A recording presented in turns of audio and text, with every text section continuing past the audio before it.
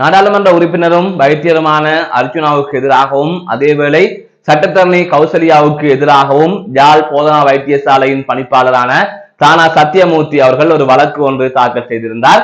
அதாவது வைத்தியசாலைக்கு அத்துமீறி நுழைந்ததாகவும் அடாவடியில் ஈடுபட்டதாகவும் கூறிய குறித்த வழக்கு பதிவு செய்யப்பட்டிருந்தது. இவ்வாறான சூழ்நிலையில் குறித்த பணிப்பாளருக்கு எதிராக வைத்தியர் அர்ச்சுனா பொலிஸ் நிலையத்தில் முறைப்பாடு செய்திருப்பதாகவும் கூறப்படுகின்றது. இவை தொடர்பாகத்தான் விரிவாக பார்க்க இருக்கின்றோம். அனைவருக்கும் தெரியும், கடந்த 9ஆம் தேதி யாழ்ப்பாண போதனா வைத்தியசாலைக்கு நாடாளுமன்ற உறுப்பினர் அர்ச்சுனா அவர்கள் சென்றிருந்தார். அப்போது அங்கு ஒரு முருகல் நிலை ஒன்று ஏற்பட்டிருந்தது. யாழ் போதனா வைத்தியசாலையில் பணியாற்றுகின்றவர்களின் பிரச்சனை தொடர்பாக அதற்கான பதிலை பெறும் நோக்கிலே தான் அங்கு சென்றதாக அர்ச்சுனா அவர்களால் கூறப்பட்டிருந்தது. ஆனால் குறித்த வைத்தியசாலையின் பணிப்பாளரான தானா சத்தியமூர்த்தியுடன் அவர் முரண்பட்டதாக கூறி அவர்கள் தரப்பிலிருந்து சில வினாடிகள் அடங்கிய காணொலி ஒன்று வெளியாகி வைரலாகி இருந்தது. அதற்கு பிறகாக உண்மையிலே என்ன நடந்தது என்பது தொடர்பாக 5 நிமிடத்திற்கு மேலான காணொலி ஒன்றினை நாடாளுமன்ற உறுப்பினர் அர்ச்சுனா அவர்கள் வெளியிட்டிருந்தார். இவ்வாறான சூழ்நிலையில் இந்த பிரச்சனைகள் நகர்ந்து கொண்டே இருந்தது.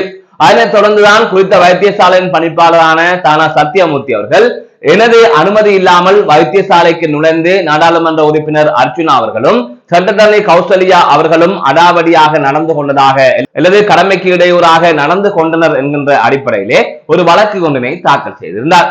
இவ்வாறான சூழ்நிலை தான் இன்றைய தினம், அதாவது 16ஆம் தேதி நாடாளுமன்ற உறுப்பினரும் வைத்தியருமான அர்ச்சுனா அவர்களும் அதே போல சட்டத்தரணி கௌசல்யா அவர்களும் நீதிமன்றத்திலே முன்னிலையாக இருந்தார்கள்.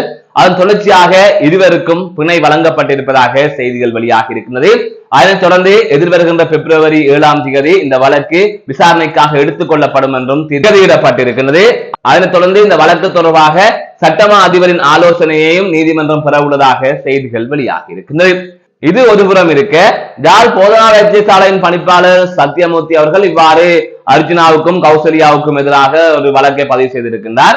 இப்படியான சூழ்நிலையில் வைத்தியர் அர்ச்சுனா அவர்கள் குறித்த வைத்தியசாலையின் பணிப்பாளர் அதாவது தானா சத்தியமூர்த்திக்கு எதிராக ஒரு பொலிஸ் முறைப்பாட்டை கொடுத்திருப்பதாக யூடியூப் சேனல் ஒன்றுக்கு வழங்கிய நேர்காணலில் அவர் குறிப்பிட்டிருக்கின்றார். அதாவது எனக்கு எதிராக அவதூறு பரப்பினார் அல்லது அவர் சரியாக எனக்குரிய மரியாதையை தரவில்லை என்ற அடிப்படையிலே அவர் ஏதோ ஒரு வகையில் ஒரு முறைப்பாட்டை பொலிஸ் பதிவு செய்ததாக அவர் அங்கே குறிப்பிட்டிருக்கின்றார். அது தொடர்பான வழக்கம் இன்றைய தினம் நீதிமன்றத்தில் எடுத்துக் கொள்ளப்படும் என்று அவர் முன்பு கூறியிருந்தார்.